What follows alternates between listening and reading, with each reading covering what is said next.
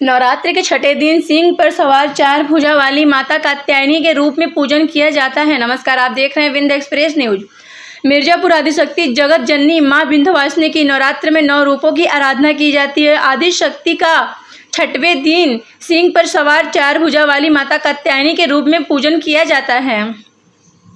मां कात्यायनी का स्वरूप अत्यंत दिव्य और स्वर्ण के समान चमकीला है। यह अपनी प्रिय सवारी सिंह पर विराजमान रहती हैं। इनकी 4 भुजाएं भक्तों को वरदान देती हैं। इनका एक हाथ अभय मुद्रा में है तो दूसरा हाथ वरद मुद्रा में है। अन्य हाथों में तलवार तथा कमल का फूल है। प्रत्येक प्राणी को सद्मार्ग पर प्रेरित करने वाली मां का कात्यायनी स्वरूप सभी के लिए आराधनीय है। देवी कात्यायनी अमोघ फलदायिनी है। इनकी पूजा अर्चना द्वारा सभी संकटों का नाश होता है। मां कात्यायनी दानवों तथा पापियों का नाश करने वाली हैं। देवी कात्यायनी जी के पूजन से भक्त के भीतर शक्ति का संचार होता है। इस दिन साधक का मन आज्ञा चक्र में स्थित रहता है। योग साधना में इस आज्ञा चक्र का अत्यंत महत्वपूर्ण स्थान है। साधक का मन आज्ञा चक्र में स्थित होने पर उसे सहज भाव से मां कात्यायनी के दर्शन प्राप्त होते हैं। साधक इस लोक में रहते हुए अलौकिक तेज से युक्त रहता है।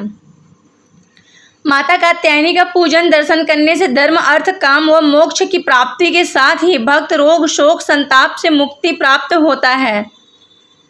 माता कात्यायनी की आराधना करने से मनचाहा पति व स्त्री की प्राप्ति भी होती है। विंध्य और मां गंगा के तट पर विराजमान मां विंध्यवासिनी कात्यायनी का दिव्य रूप धारण कर भक्तों का कष्ट दूर करती हैं। मेरा नाम ओम द्विवेदी है। मैं जौनपुर से बिलोंग करता हूँ और यहाँ पे मैं विंध्याचल में रेगुलर आता हूँ, हमेशा आता हूँ। हर नवरात्र में या कभी जॉब से खाली है तो मैं यहाँ पर दर्शन करने हमेशा आता हूँ और जैसे यहाँ बहुत अच्छा लगता है और हमारे फ्रेंड लोग जो आते हैं यहाँ पर अच्छा लगता है, सबको बढ़िया लगता है। और जैसे कि यहाँ पहले था वैसे नहीं रहेगा, बहुत ही अच्छा है क्योंकि दर्शन भी अच्छे से हो जाते हैं और जब आप मन करता है अच्छे से हम लोग यहाँ पर रहते हैं। ऐसा लग रहा है, बहुत बढ़िया लग रहा है यहाँ पर और हमेशा आते रहते हैं हम। नवरात्र या जब मन हुआ तब आ जाते हैं हम। माता रानी का बुलाया होता है तो हम लोग आ ही जाते हैं। पुत्री च द्वितीयं ब्रह्मचारिणी तृतीयं चंद्रघंटे कुसुमान् चतुर्थकं पंचमं खस्तुं कात्यायनी। आज मां कात्यायनी का दिन है।